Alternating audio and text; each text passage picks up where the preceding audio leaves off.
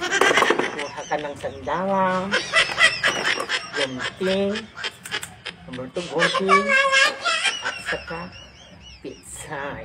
Okay guys, panoorin nyo mabuti. Kuha ka ng pitsay na isa.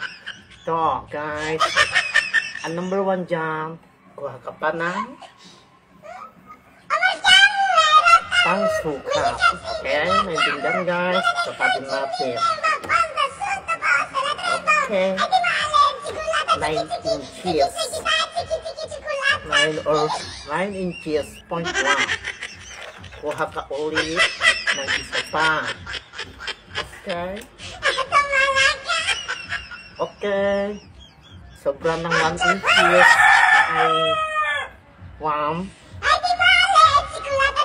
point inches. Okay. Tingin natin ganito guys. Oh. Okay. Oh, diba? Pantay na oh. Yan. Ang tamang pagkulay ng ulam. Pantay na pantay guys. Okay. Lagyan natin dito. Yan. Tapos kuha ka ulit. Tapos pagdikitin mo, oh, sobra na naman. Guntingin ulit. Oh, diba? Pantay na naman guys. Oh, diba? Ang dali. Oh, marami pa. Okay. Kuha ka ulit. Ito, sobrang laki na to. Dikit mo. Dito ka na lang. Wag na natin gamitin yung pansukat. Ito na isusukat natin. Mas madali.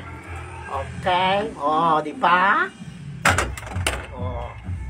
Yung mga maarte dyan sa ulam, gusto pantay-pantay ang gulay, ganitong gawin nyo guys. Okay. Isa pa. Sana may natutunan kayo sa akin guys. Oh, di ba? Pantay na pantay guys. Oh, kuha ka ulit. Tapos pantayin sa baba. Tapos itaas. Pag ganyan guys. O, sobra ulit. Guntingin ulit. Oh, diba guys?